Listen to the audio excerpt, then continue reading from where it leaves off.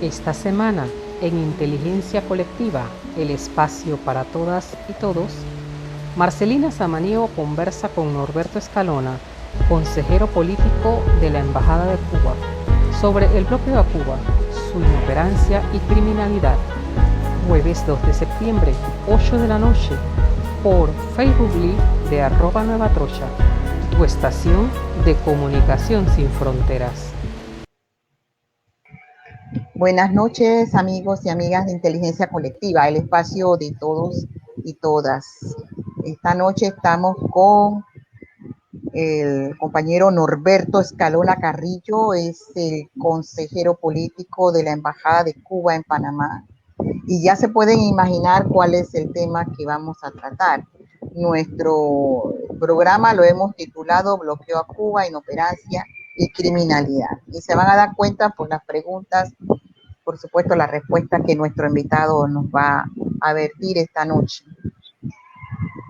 Qué bueno que esté acá Norberto. Quisiera que brinde un saludo a toda nuestra audiencia de Inteligencia Colectiva, que también se ve por Facebook Live a través de la cuenta Nueva Trocha. La pueden buscar ahí en la lupita de su cuenta de Facebook y ahí entran inmediatamente a la transmisión en vivo por Facebook Live. Estamos esperando siempre sus preguntas, sus inquietudes, lo que quieran hacer. Vamos a tratar de que cualquiera de sus preguntas sean también respondidas por nuestro invitado de esta noche. Le agradecemos mucho, Norberto. Quisiera un poco entrar en materia, ¿no? Un poco el tema del bloqueo, porque nos interesa mucho. Yo estuve haciendo una revisión sobre todas las medidas que en un momento se puede decir que comenzaron con sanciones, que convirtieron en embargo y luego ya en un bloqueo brutal hacia su país en los últimos 60 años. Y me quería ver con usted unas preguntas que tengo aquí. La primera de esas es: ¿cuánto ha significado para Cuba socialista el bloqueo impuesto por Estados Unidos? Buenas noches. Un saludo a la audiencia, a los seguidores de esta plataforma. Saludamos y agradecemos a los visual oyentes de este espacio. Es un honor para nosotros dirigirnos a ustedes. Bueno, desde la Embajada de Cuba, representando al gobierno y al pueblo cubano, es un placer compartir algunos elementos históricos y de actualidad sobre la situación en nuestro país. La revolución está más viva que nunca, defendiendo las conquistas que hemos alcanzado a pesar del bloqueo, temática que da título a este espacio de hoy. Nosotros hemos calculado en el orden de los 100.000 millones de dólares las pérdidas que ha ocasionado el bloqueo a Cuba como resultado de los costos adicionales que requieren a la economía cubana poder mantener la vitalidad de nuestro desarrollo, nuestro programa de desarrollo social. Son cifras que no pueden ser exactas porque a medida que el valor de la moneda se va transformando con el decursar de la historia, es muy difícil hacer ese cálculo. Hay informes que el gobierno, la Cancillería de Cuba emite cada año para actualizar a la opinión pública, a Naciones Unidas, brindando todos los elementos y detallando las acciones que componen este conglomerado, que es una política que nosotros entendemos como una guerra económica, comercial y financiera, y que se ha dado en llamar bloqueo. Nosotros defendemos este concepto porque un embargo es un conjunto de sanciones que solo impiden o limitan el comercio entre dos naciones. Hay elementos históricos, elementos que parten de una política del gobierno norteamericano contra Cuba, que lo convierten en un fenómeno extraterritorial, multidimensional, y que viola los derechos del resto de los países, de muchos, la mayoría de los países del mundo, su derecho al libre comercio en cuanto al comercio con Cuba. Pero si vemos desde los orígenes del bloqueo, que no fue más que la respuesta inmediata del gobierno norteamericano a la voluntad del gobierno revolucionario que llegó al poder en el año 59 con el apoyo irrefutable, indiscutible del pueblo cubano, que comenzó a implementar medidas de beneficio social, de reivindicación de las clases desposeídas, las clases relegadas durante tantos años después de nuestra independencia de España. Esa crisis social y económica y política en la que estaba sumido el pueblo cubano fue lo que llevó al movimiento 26 de julio a tomar la decisión de conquistar la dignidad de los cubanos por las armas. Y la victoria de la revolución en el año 59 trajo consigo un conjunto de decisiones que fueron encaminadas a conquistar y garantizar la dignidad de todos los cubanos. Las políticas dictadas desde Estados Unidos desde ese momento no se pueden solo reducir a un embargo donde yo digo no voy a comerciar contigo. Estamos hablando de organización de expediciones mercenarias, organización de guerrillas contrarrevolucionarias en zonas montañosas que llevaron a la población y al gobierno revolucionario en el poder a organizar lo que llamamos la lucha contra bandidos. Estamos hablando de sabotajes, actos terroristas contra la revolución durante todos estos años, introducción de enfermedades y epidemias, que no es algo nuevo, es algo que comenzó casi desde el comienzo de la lucha, de la conquista de nuestra revolución.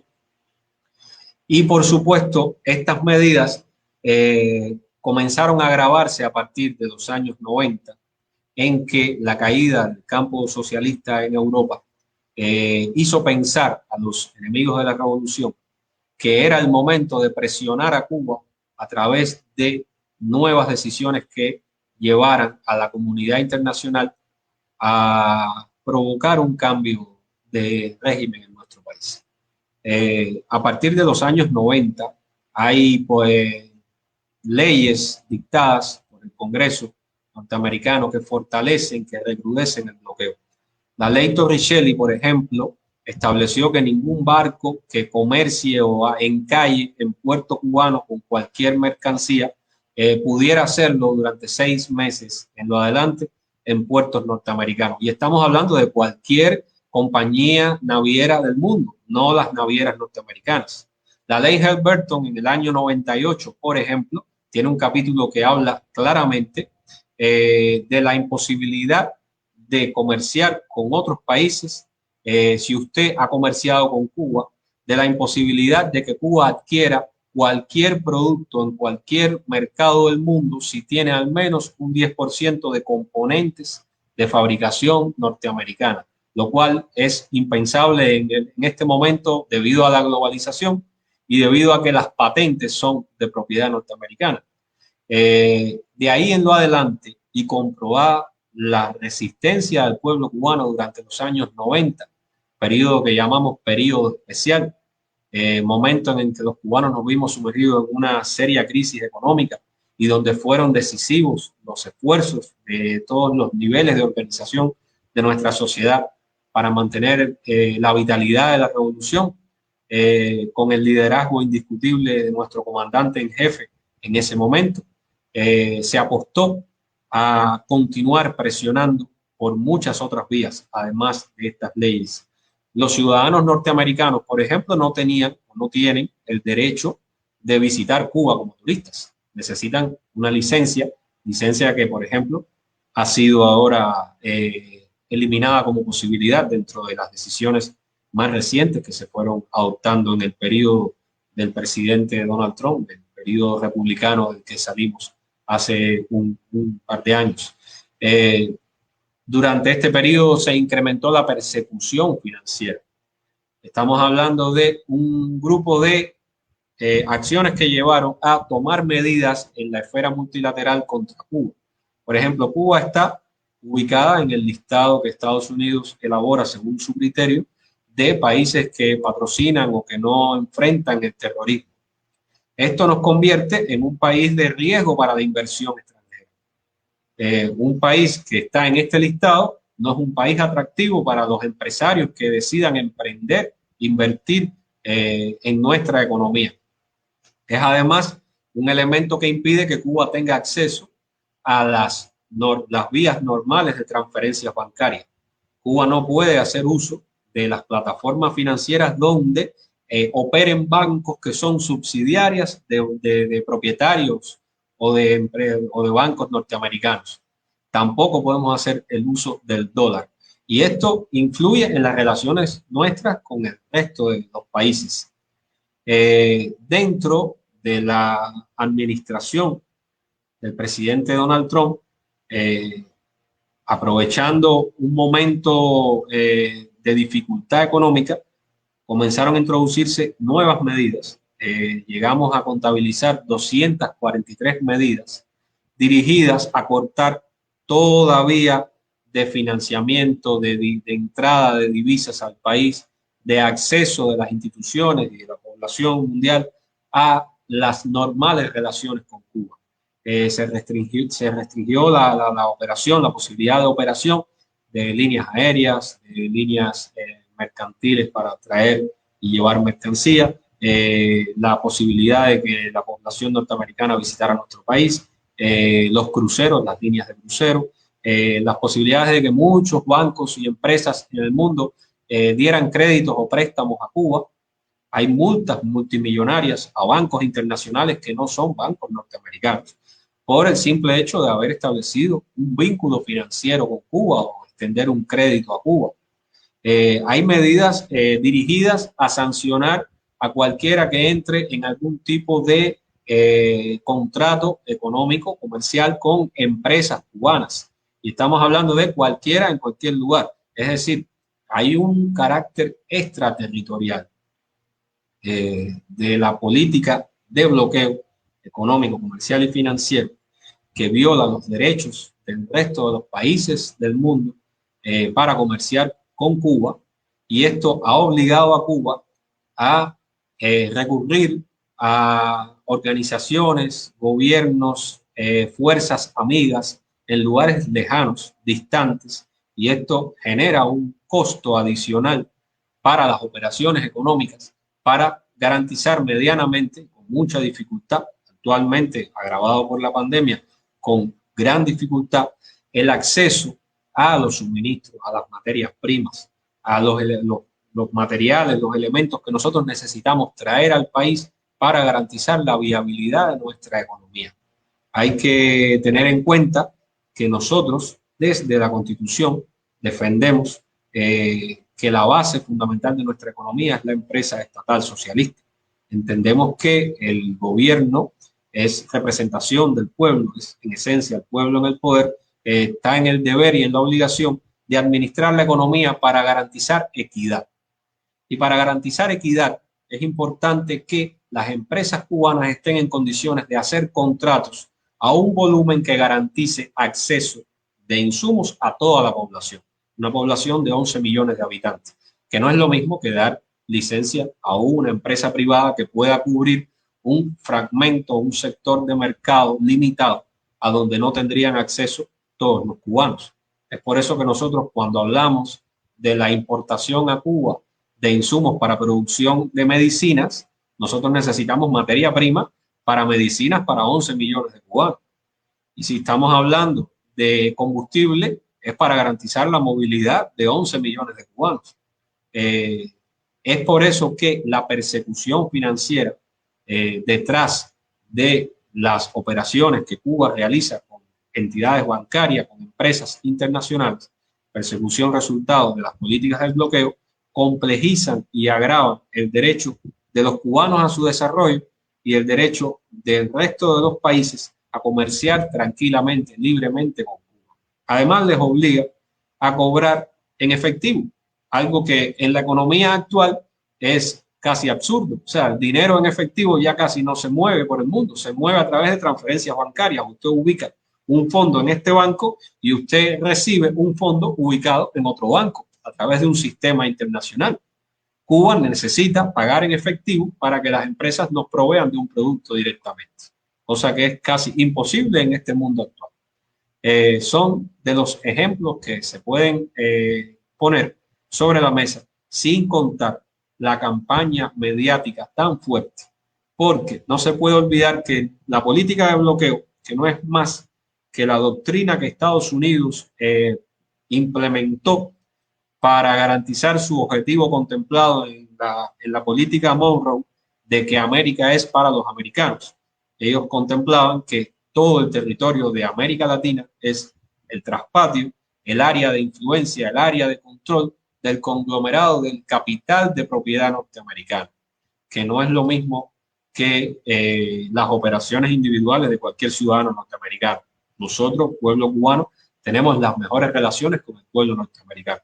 Lo hemos demostrado muchas veces. Le hemos dado varias oportunidades a la diplomacia.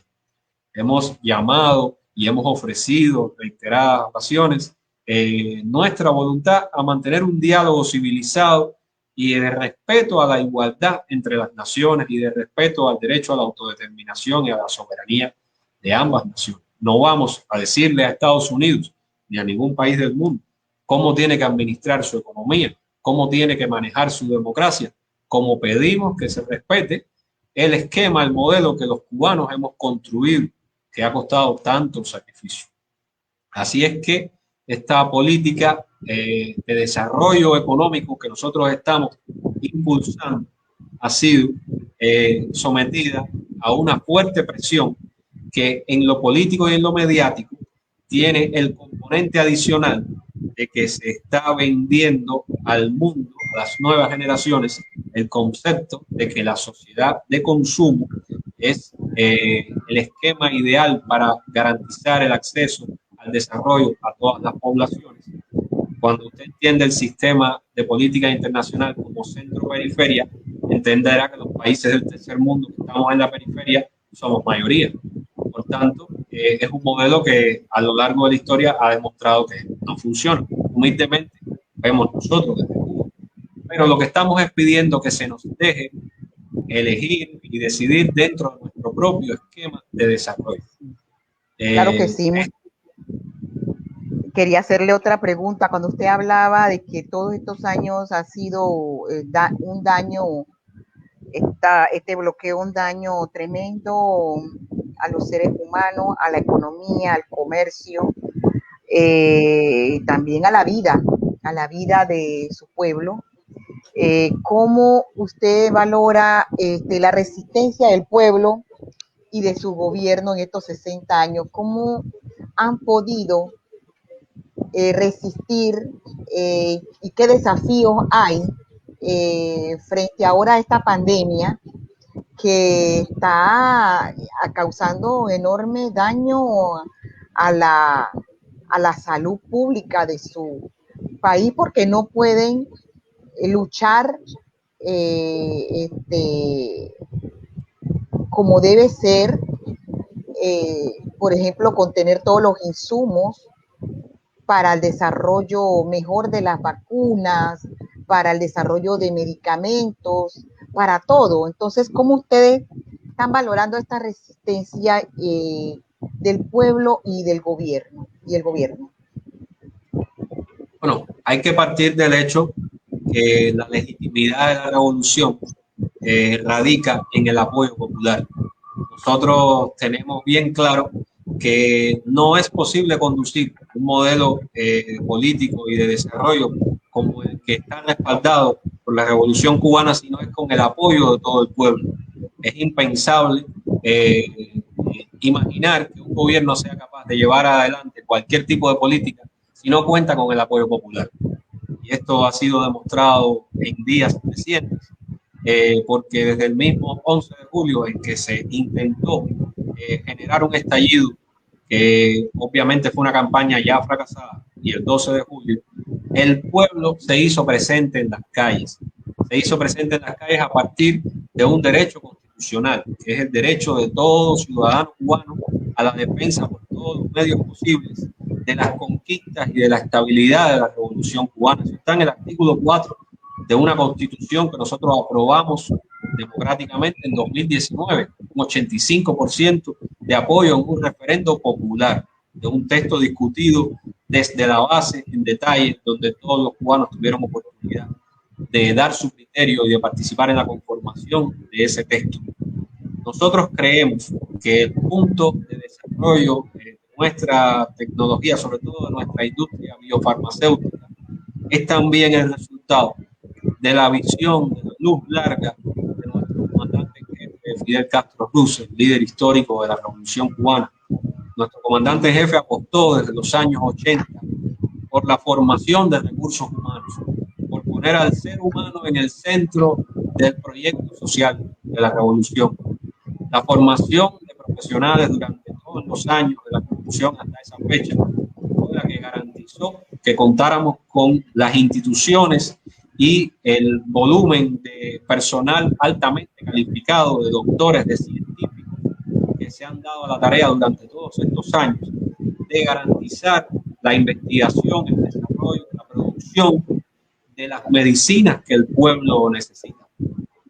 Es cierto que estamos en un momento crítico, un momento que es resultado de esto que les explicaba hace un rato, del resultado de las medidas, particularmente de persecución a las transacciones financieras y de límite a las posibilidades de comercio de Cuba con el mundo, y resultado de la pandemia global que no solo ha afectado a la economía cubana. Basta solo echar un vistazo a cómo están las economías del planeta en este momento, cómo se está moviendo el volumen de comercio a nivel internacional, para entender las dificultades que puede tener un país subdesarrollado como el nuestro, sometido a una política de bloqueo, para acceder a las materias primas para garantizar la producción de esos medicamentos. Pero previo a este periodo crítico, ya Cuba era capaz de garantizar más del 80% del medicamento consumido en el país producido por industria cubana, resultado de investigaciones y de proyectos de científicos cubanos. Y el mejor ejemplo en este momento son los 5 proyectos de vacuna. De estos 5 proyectos de vacuna con los que se cuenta en Cuba en este momento, Abdala, Mambisa, Soberana 01, Soberana 02 y Soberana Plus, ya existen 3 formulaciones que cuentan con los permisos de la institución cubana que certifica la calidad del medicamento para su utilización para casos de emergencia, y es los casos de los proyectos de vacuna Soberana 02, Soberana Plus y Abdala. Nosotros ya entramos hoy, está por ahí en las noticias, lo leí hoy en Prensa Latina, entramos en conversaciones con la Organización Panamericana de la Salud para empezar a dar pasos hacia la inscripción de esas vacunas en los organismos que coordinan los esfuerzos de desarrollo de la salud a nivel mundial, la Organización Mundial de la Salud concretamente, para tener los permisos para su uso como vacuna para casos de emergencia. Hemos dicho más de una vez que el resultado del desarrollo científico, estos productos vacunales cubanos estarán también a disposición de los países que lo necesiten. Ha quedado claro que el modelo de comercialización y de distribución de las vacunas de producción de las principales potencias del mundo, las primeras formulaciones que salieron al mercado casi un año después del inicio de la pandemia, su distribución a nivel global no ha sido equitativa. Modestamente yo debo reconocer con respeto que ha habido un esfuerzo del gobierno panameño porque las vacunas lleguen a un volumen importante de la población. Eso es de reconocer. Pero cuando usted va a África o va a otros países de América Latina o va a varias zonas del sureste asiático, se podrá encontrar que todavía existe un volumen mayoritario de población mundial que no tiene ni tendrá próximamente acceso a esas vacunas. El promedio de población que ya ha sido vacunada con al menos una dosis en el mundo está muy por debajo del promedio de la población que en Cuba ya ha sido totalmente inmunizada.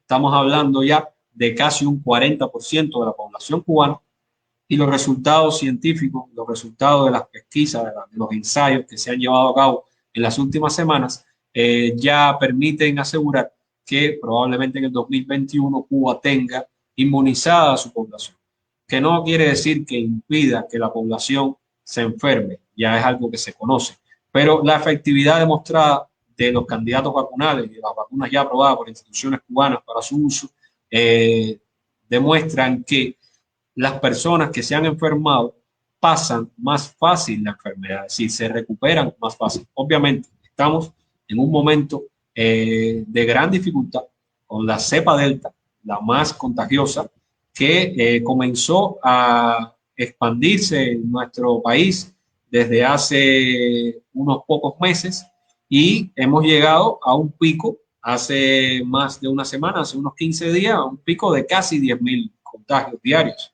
9.000 y tantos. Eso es resultado de la cepa delta. La misma cepa delta que hoy, por ejemplo, tiene en crisis al estado de la Florida en Estados Unidos, la primera potencia del mundo, que se supone que tiene los medios necesarios para garantizar a la población las capacidades hospitalarias, el acceso al oxígeno, el acceso a los medicamentos, una potencia mundial que no está bloqueada por ningún país del mundo, tiene en un solo estado el triple de los contagios y de fallecimientos que tiene Cuba en este momento, teniendo el doble de la población que tiene Cuba. Es por poner el ejemplo de que el esfuerzo que ha hecho Cuba enfrentando a la pandemia, a pesar de la existencia de la cepa delta, a pesar de que estamos enfrentando el bloqueo recrudecido, a pesar de la crisis económica global provocada por la ralentización de la economía después de la pandemia, es resultado de esas bases del desarrollo económico biofarmacéutico que Cuba vino garantizando desde los años 80. Y creo que es un orgullo para los cubanos. Y creo que es un deber revolucionario reiterar que Cuba seguirá siendo solidaria con el resultado de su ciencia y de su desarrollo social. Nosotros hemos hecho frente a esta situación, pero no hemos dejado de colaborar con otros amigos del mundo. Un orgullo para nosotros. Bueno, y siguiendo su disertación sobre el tema de las vacunas, el desarrollo de la vacuna, la industria farmacéutica, he leído de la revista científica de Lancet Regional Health que han aceptado y reconocido lo exitoso que es la vacuna Soberana Plus y todos los candidatos vacunales que han desarrollado Cuba, la industria farmacéutica de Cuba. Y eso es bien importante porque para todos los que nos están viendo, Cuba es el primer país y único país que ha desarrollado vacunas y medicamentos para esta pandemia de coronavirus. Es el único país en la actualidad.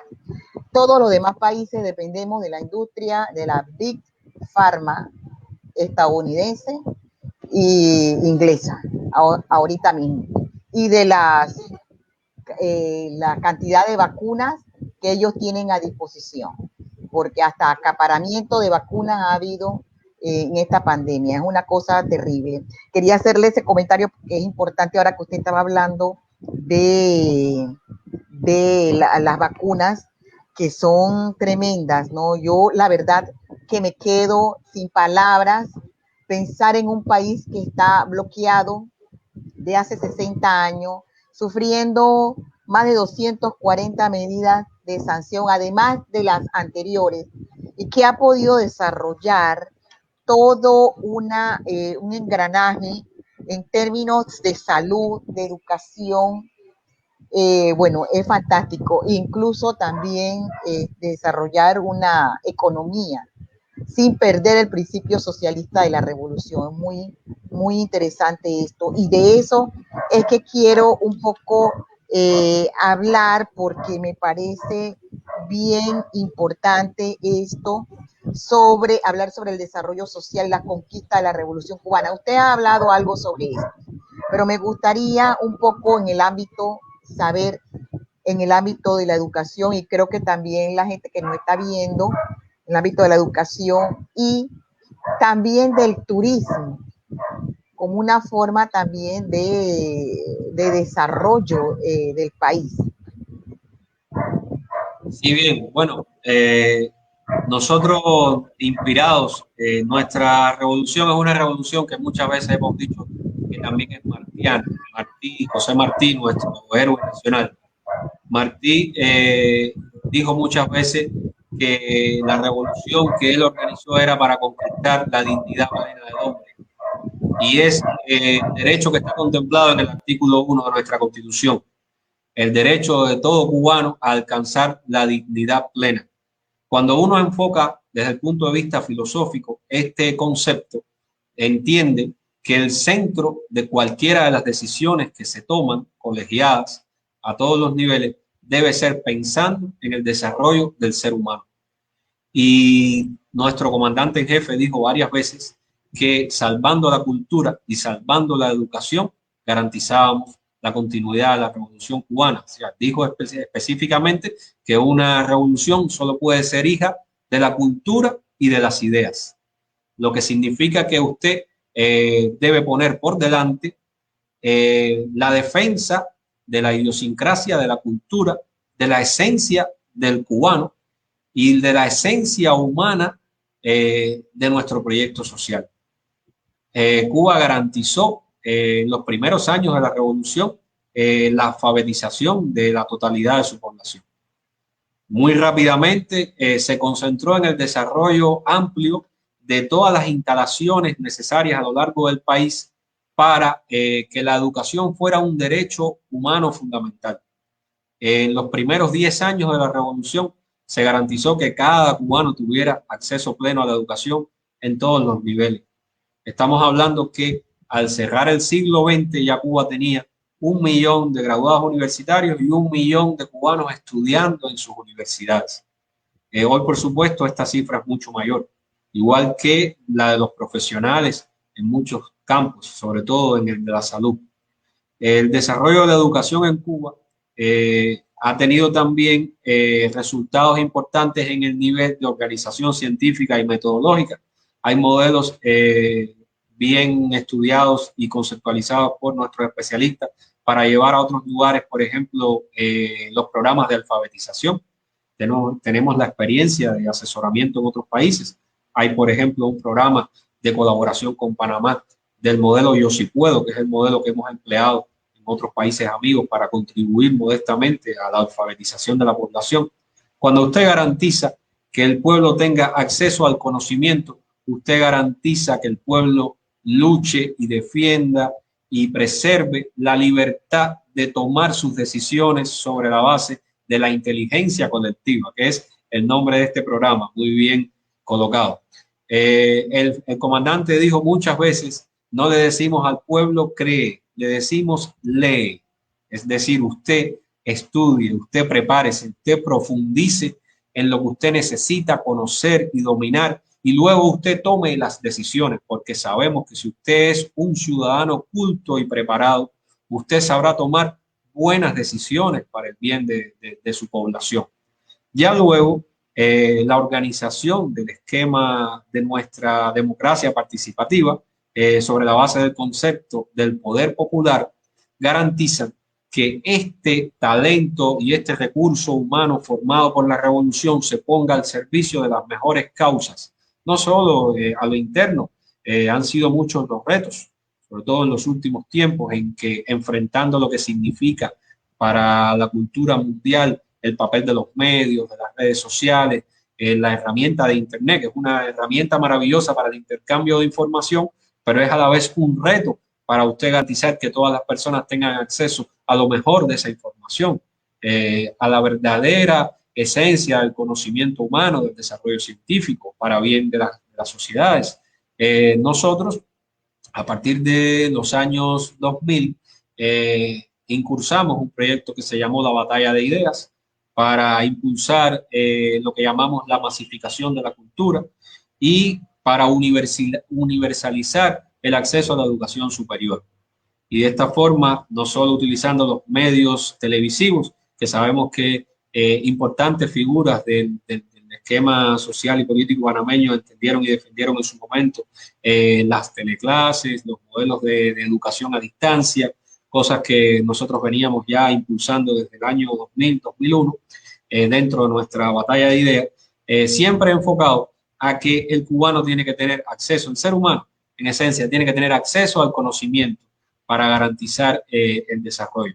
Eso nos ha permitido, por ejemplo, contar con la exportación de servicios, el sector de los servicios, como uno de los principales fuentes de ingresos para nuestro desarrollo. nos ha permitido también poner a disposición de los países que así lo necesiten, lo planteen, lo deseen, la colaboración de nuestros profesionales en todos los campos, la salud, el deporte, la educación, la cultura, la ciencia, y también nos ha permitido profundizar en el elemento de la institucionalidad. Nosotros hoy estamos implementando y redactando y poniendo en práctica un grupo de leyes que responden a una nueva Constitución de la República.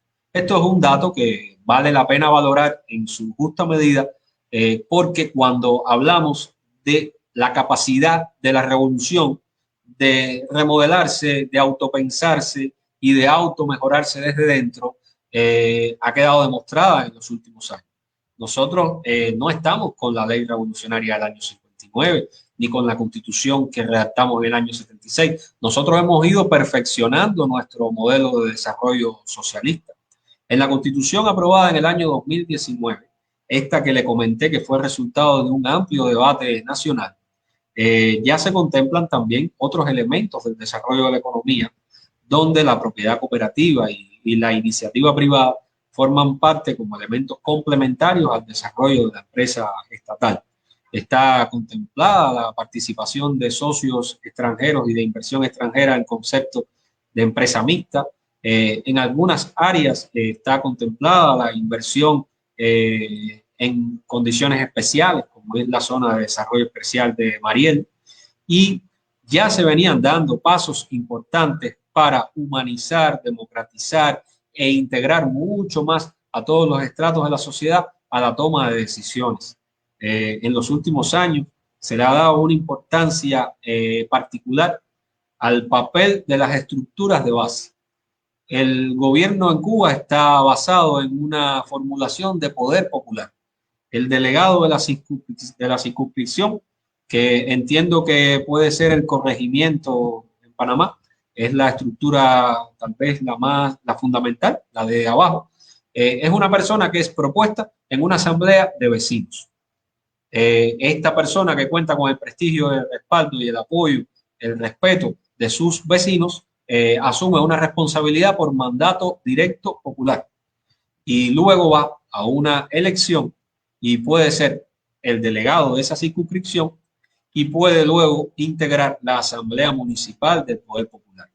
El gobierno y el parlamento están defendiendo que estas asambleas se constituyan en la base fundamental de nuestro desarrollo socialista, es decir, la autonomía municipal. Son elementos novedosos en el poder popular en Cuba que permitirían darle el papel protagónico mucho más a todos los actores económicos y sociales que están en la base, en las comunidades, en los barrios, en los municipios. Y a través de este esquema nosotros elegimos a nuestros delegados a las asambleas provinciales y nuestros diputados a la Asamblea Nacional, que es la que, utilizando estas propuestas, elige al jefe del Estado, presidente de la República. Pero elemento particular de nuestro modelo de desarrollo, nuestro modelo democrático, que no es que estemos diciéndole a nadie que tiene que ser el modelo de otras sociedades, sino que es que el que hemos decidido para nosotros, hemos elegido nosotros, lo hemos ido perfeccionando, es que el Partido Comunista de Cuba, fuerza fundamental en nuestro desarrollo social, no postula ni dirige. El Partido Comunista de Cuba no tiene derecho de proponer a ningún candidato, ni hay campañas electorales en Cuba. Es decir, los representantes populares son electos en la base por la población, por los vecinos, son los vecinos que se conocen, y luego vienen las elecciones del Poder Popular a todos estos niveles hasta la Asamblea Nacional. Eso es un elemento que nos distingue.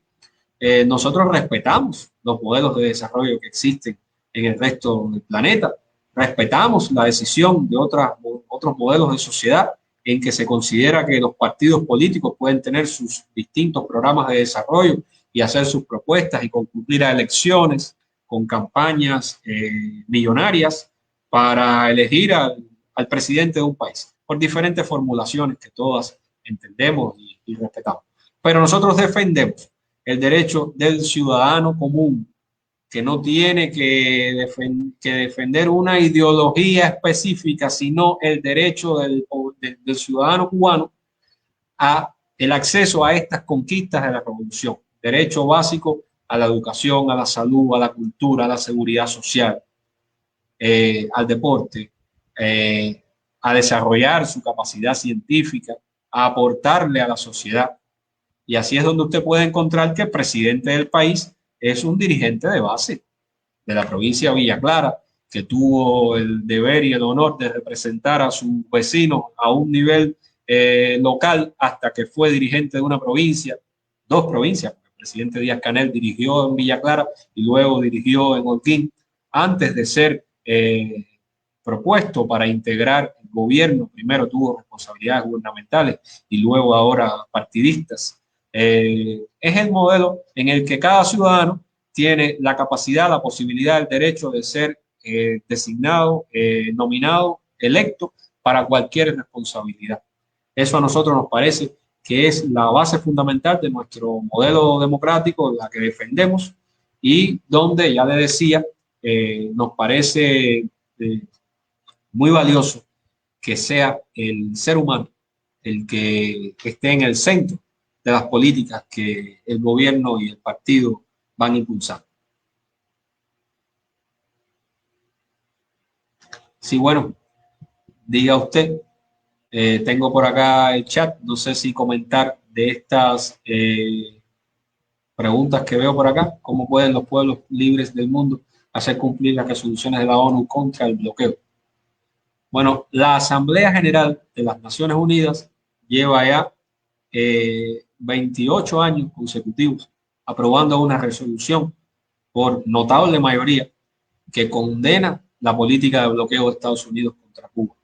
No obstante, lamentablemente, estas decisiones de la Asamblea no son vinculantes. Es decir, solo las decisiones tomadas por el Consejo de Seguridad son las vinculantes, pero la resolución considera que las victorias que se alcanzan cada año en la Asamblea General de Naciones Unidas son victorias morales, porque son desarrollo del prestigio ganado por la Revolución Cubana, modestamente se lo digo, y son resultado de que la comunidad global se suma al consenso de que cada país tiene derecho a tomar sus decisiones sobre su proyecto de desarrollo, su modelo de sociedad.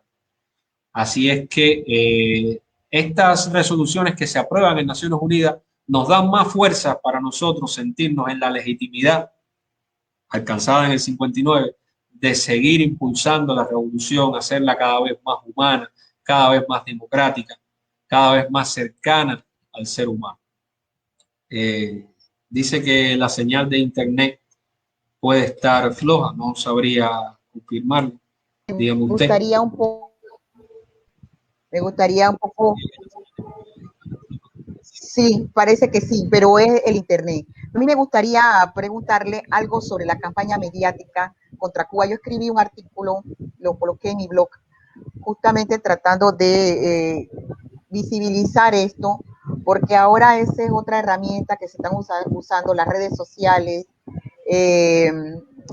y gente que tiene, parece que algún tipo de influencia y viene desde Estados Unidos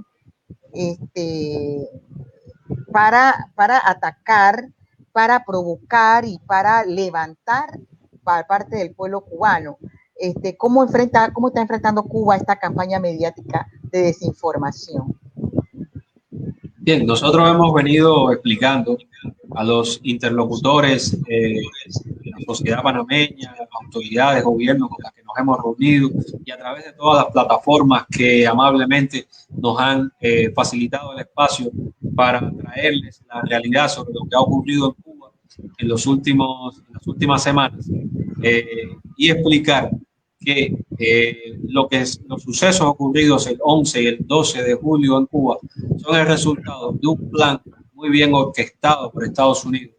Hay artículos en la prensa internacional, incluso en medios que podríamos considerar alineados con los enfoques norteamericanos y de la cultura occidental, donde se ha criticado tanto nuestras ideas progresistas, que reconocen que ya el 11 de julio en horas de la mañana en la ciudad de San Antonio de los Baños, al sur de La Habana, donde las primeras personas salieron a la calle, ya había prensa extranjera en ese lugar. Un lugar donde no hay interés turístico ni económico ni ningún tipo de acontecimiento de la vida cotidiana que hiciera pensar que podría ser de interés de un periodista extranjero estar presente allí, y ya había prensa extranjera en ese lugar ese día. Y fue el resultado también de que semanas antes empresas, compañías radicadas en Estados Unidos venían implementando todo un sistema sofisticado de conexión de drones y de robots que a través de servidores expandieron a través de las redes sociales etiquetas y llamados a salir a las calles. Claro, la situación económica agravada por la pandemia en Cuba en los últimos meses, resultado de las dificultades del gobierno para garantizar el acceso a los alimentos, a los insumos médicos, para garantizar el combustible, garantizar el servicio eléctrico en su totalidad, ha ido calando en la satisfacción de las necesidades de la población. Y todas las estructuras del poder popular, del gobierno y del partido a nivel nacional, a todos los niveles, son conscientes de esto y han venido atendiendo estos problemas en cada lugar donde se ha generado un hecho que requiera la intervención, la presencia de las autoridades para encontrarle solución a cada dificultad. Bastaría conseguir los medios de información cubanos desde marzo de 2020 para darse cuenta que el gobierno cubano está todos los días priorizando y está en la calle todos los días con el pueblo, recogiendo la impresión, las opiniones, las quejas, las recomendaciones, las insatisfacciones y tomando decisiones en la práctica. Hay una estructura que en Cuba se le llama Consejo de Defensa, que se implementa para tiempos de guerra. Yo puedo comentarle que desde que comenzó la pandemia, nuestro gobierno está establecido en esa estructura de toma de decisiones dinámicas en el terreno, como si estuviéramos en una guerra, porque lo entendimos como una guerra biológica, que no es que nadie nos haya hecho la guerra, es que nosotros estábamos enfrentando el coronavirus y se estaban tomando las decisiones en la práctica, sobre la marcha, en los lugares. Pero este intento de estallido el 11 de julio es un resultado que responde a una intención muy oportunista de aprovechar el peor momento de la pandemia, el momento de más contagios en Cuba, el momento más difícil de acceso a los bienes y servicios que la población necesitaba, para aprovechar el descontento y lanzar personas a la calle. Cuando usted ve los videos que se socializaron en las redes, que están disponibles, incluso en Cuba, porque hubo quien dijo que no había acceso, ahí usted, bueno, yo me comunico con mi familia todos los días en Cuba, o sea, hay acceso a esa información internacional, podrá ver que dentro de las manifestaciones, ahí había personas bien instruidas llamando a salir a las calles. Y dentro de las manifestaciones hubo personas que tomaron el papel protagónico en los primeros momentos, que estaban llamando a la violencia, al sabotaje, a agredir instituciones públicas, a ir contra las instalaciones sanitarias, a las entidades estatales, contra las autoridades del orden. Hubo destrucción de bienes importantes que son propiedad de toda la población, porque es la propiedad del Estado, la propiedad pública. Hubo agresión directa a nuestros agentes de la seguridad. El presidente cubano, cuando se hizo presente en San Antonio de los Baños, al mediodía del 11 de julio, lo que percibió fue un apoyo importante de la población de San Antonio de los Baños. Y cuando usted ve las imágenes, a partir del mediodía del mismo 11 de julio, el pueblo cubano tomó las calles porque es su derecho constitucional. El presidente apeló al derecho constitucional y llamó a la población revolucionaria, a la vanguardia revolucionaria, a hacerse presente en las calles. Es un derecho que está contemplado en nuestra Carta Magna, en nuestras leyes.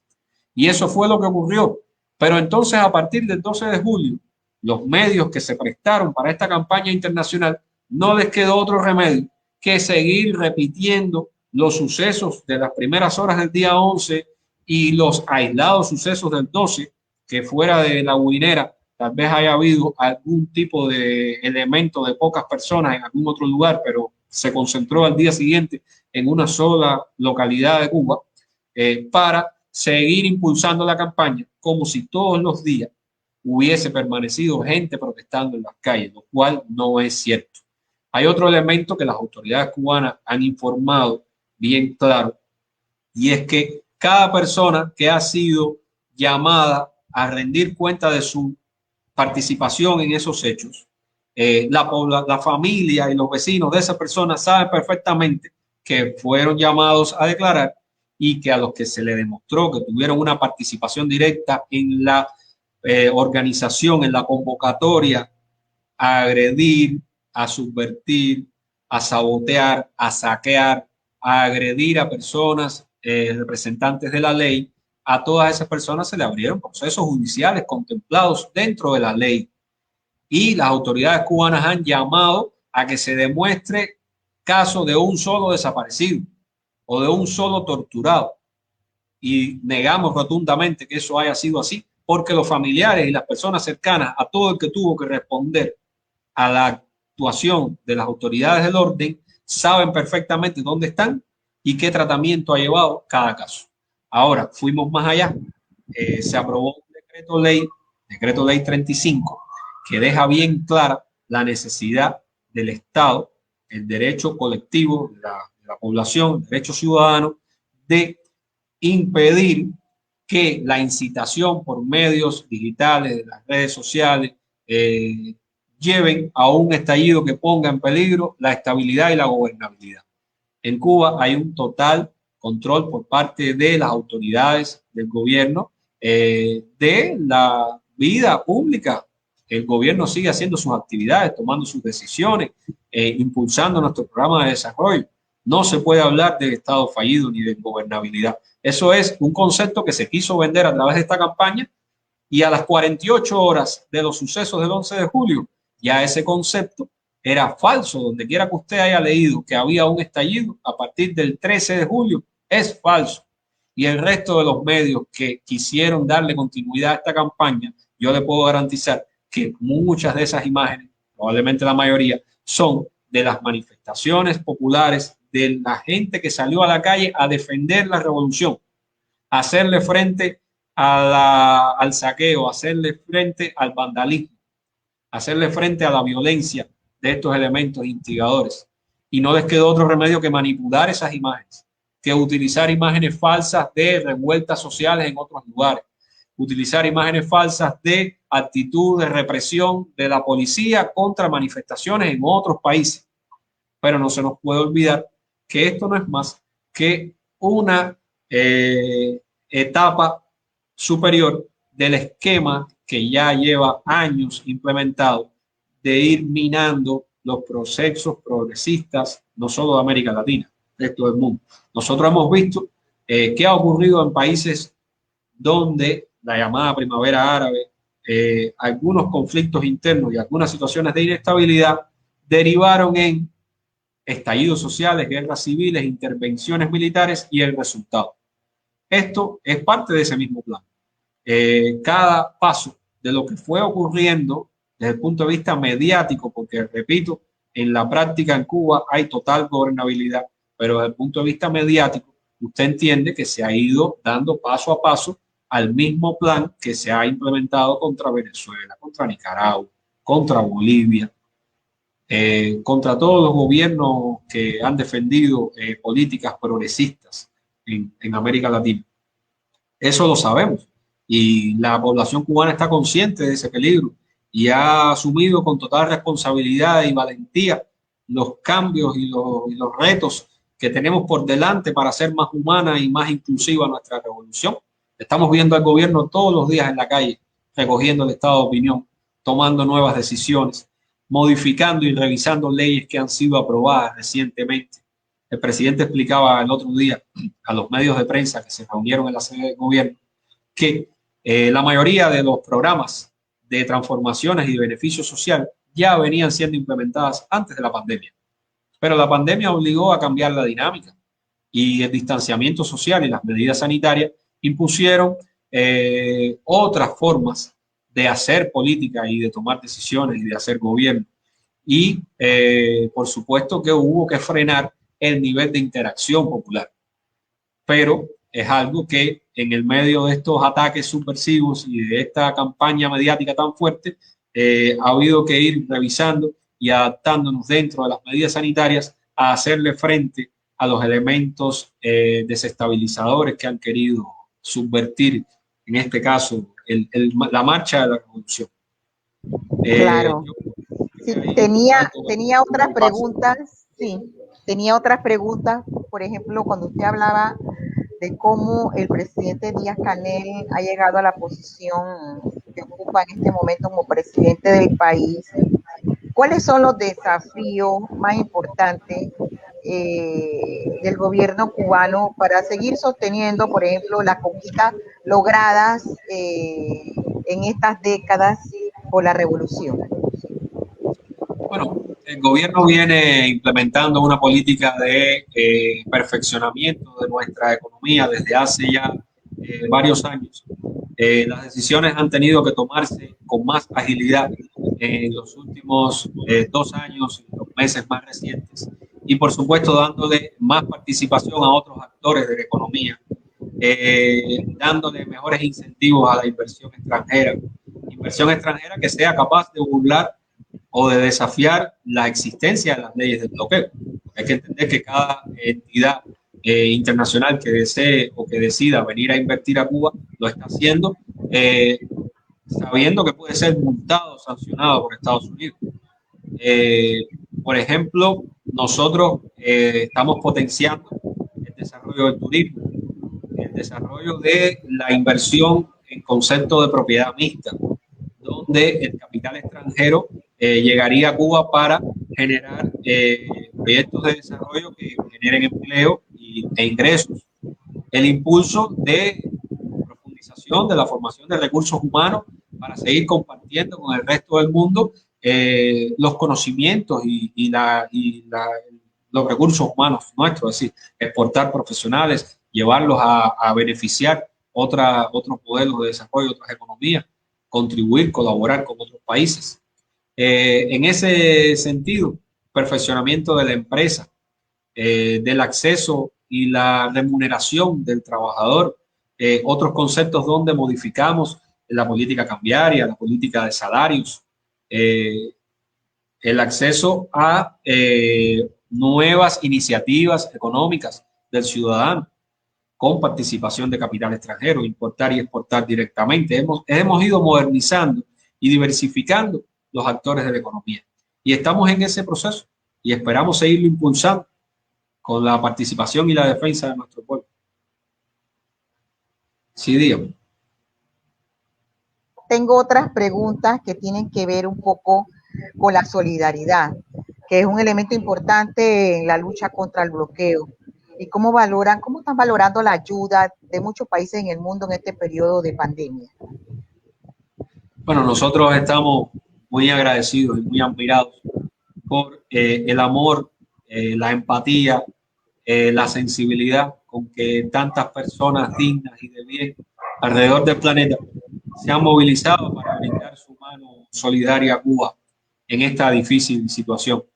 Le puedo comentar que, por ejemplo, cubanos residentes en Panamá y amigos panameños que se han acercado y que se han organizado con participación de otras comunidades y organizaciones de solidaridad en otros países de América Latina, ya han garantizado desde Panamá el envío a Cuba de cerca de 7 millones de jeringuillas, insumos médicos, para continuar con la campaña de vacunación para poder inmunizar a la población en Cuba.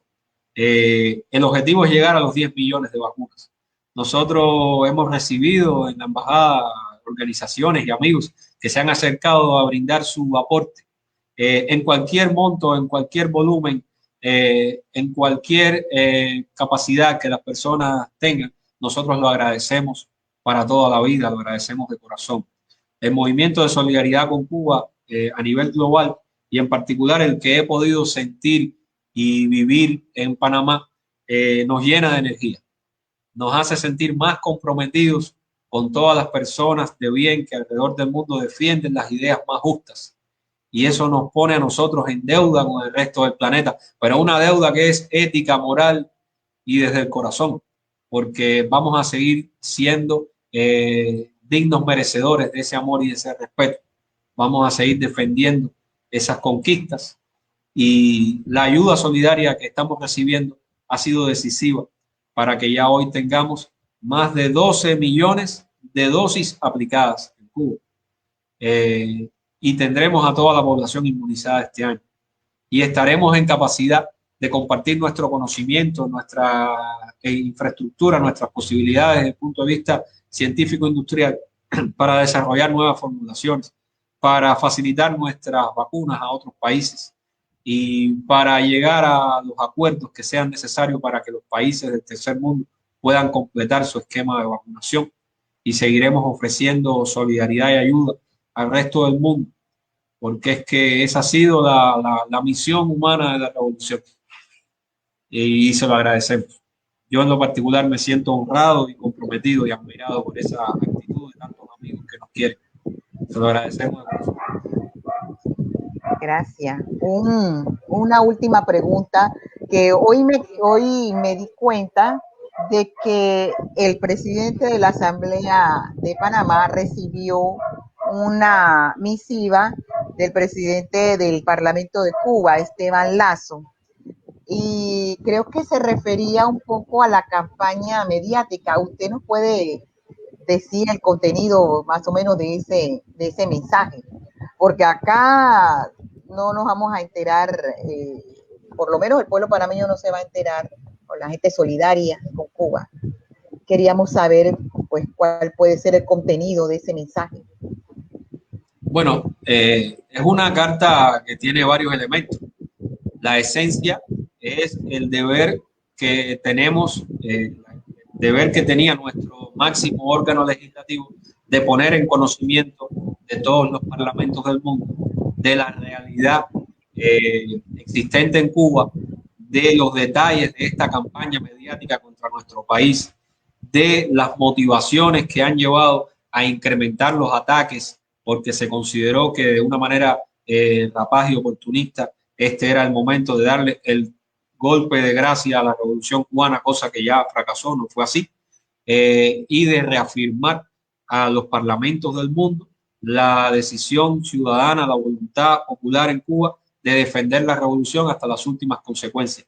Ese es el espíritu de la carta, y llamando a no dejarse engañar por los medios de información o de desinformación, a ser cautos y responsables en el consumo de la información que se mueve en las redes sociales, en Internet, a buscar en el fondo en las fuentes verídicas, a tratar de entender desde el punto de vista histórico por qué estamos defendiendo estas conquistas, estos derechos conquistados por la revolución, cuáles son nuestras razones para seguir defendiendo hasta las últimas consecuencias de la revolución cubana. Nosotros transmitimos ese mensaje con alto honor, una responsabilidad que nos toca en este momento, y agradecemos la cálida acogida y la actitud coherente, honesta, franca, de respeto y de agradecimiento al gobierno, al parlamento, a las autoridades de Cuba, demostrada por las entidades, los diputados que nos recibieron ayer. Tuvimos la oportunidad de intercambiar con el vicepresidente, con el diputado que preside la Comisión Permanente de Relaciones Exteriores y con el diputado Esquivel, que preside el Grupo Parlamentario de Amistad Panamá-Cuba. Fue un intercambio jovial, distendido, entre hermanos. Allí conversamos de las posibilidades que hay de continuar impulsando las políticas de colaboración con Cuba en todos los sectores en que podamos contribuir, no solo en la salud, la educación, la formación de recursos humanos. Tenemos panameños estudiando en Cuba. Hemos tenido momentos en el pasado en que muchos amigos panameños se han hecho profesionales en Cuba para honor y orgullo nuestro. Y queremos seguir impulsando esas iniciativas para estrechar las relaciones entre los dos países, y esta vez a través del Parlamento. Fue una visita que nos llenó de júbilo y de alegría. Agradecemos también las palabras claras de rechazo y condena a la política de bloqueo de Estados Unidos contra Cuba, de boca de estos mismos interlocutores que ayer tuvimos la oportunidad de saludar y de intercambiar en el Parlamento.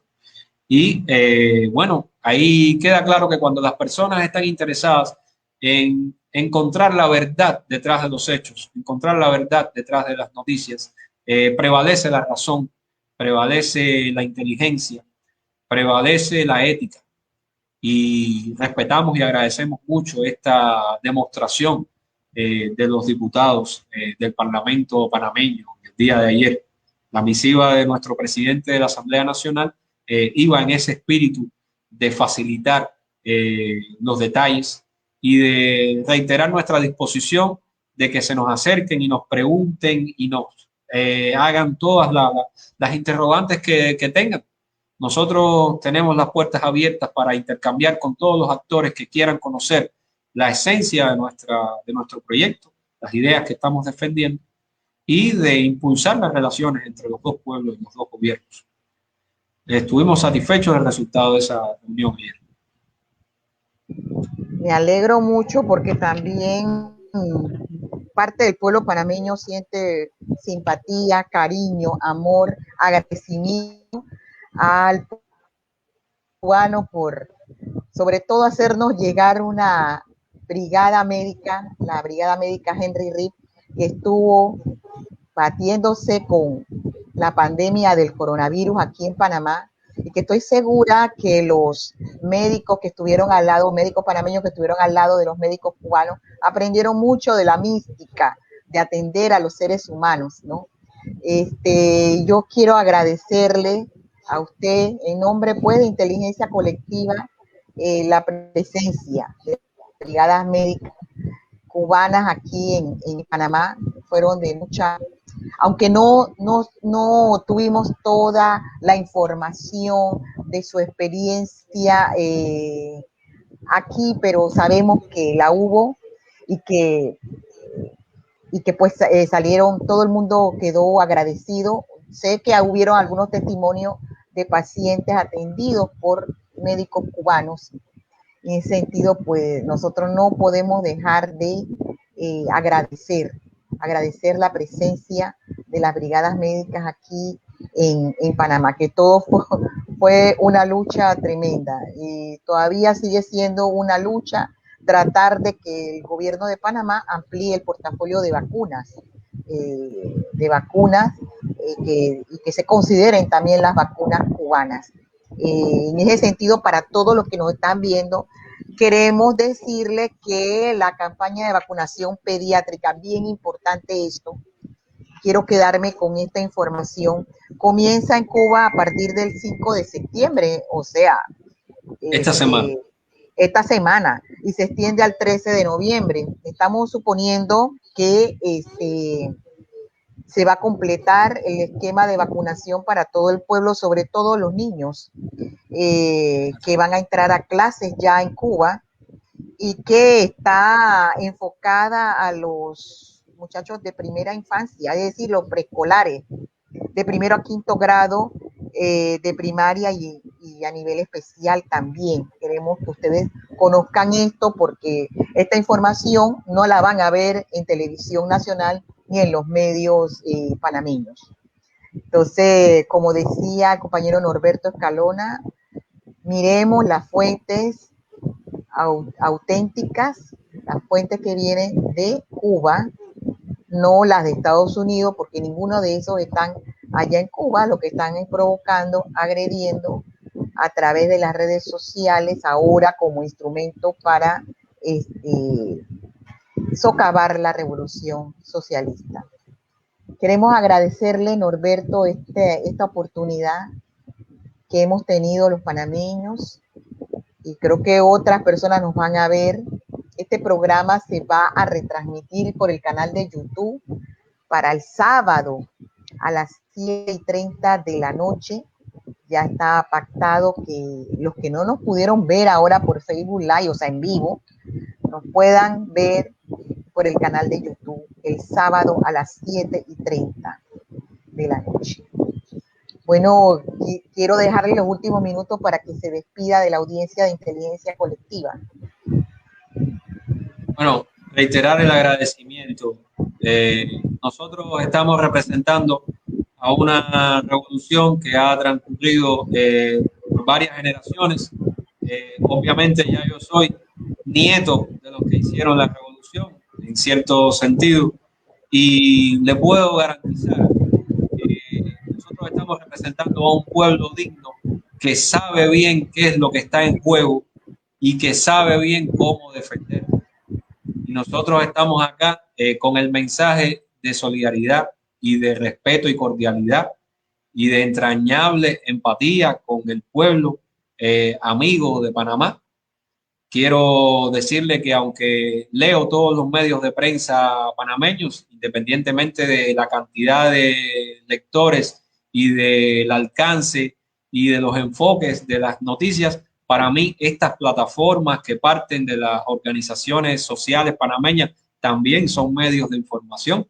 Así es que aprovechamos cada espacio que esté a nuestra disposición para defender estos mensajes, para apoyar que llegue a la población panameña nuestro saludo y nuestra disposición de continuar ampliando y estrechando todas las iniciativas, todas las vías de colaboración, de contribución y que pueden contar con la convicción de que el pueblo cubano seguirá defendiendo y seguirá perfeccionando e impulsando la revolución cubana por muchos, muchos años y muchas generaciones más. Muchas gracias.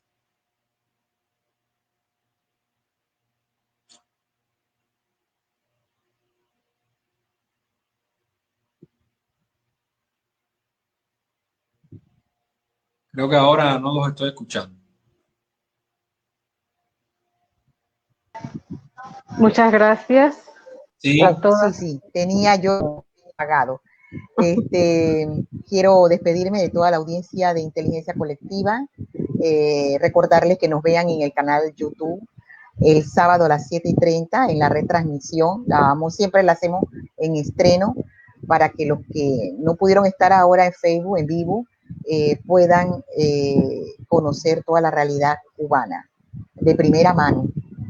Muy buenas noches a todos y feliz noche. Feliz noche. gracias a ustedes. Muchas gracias.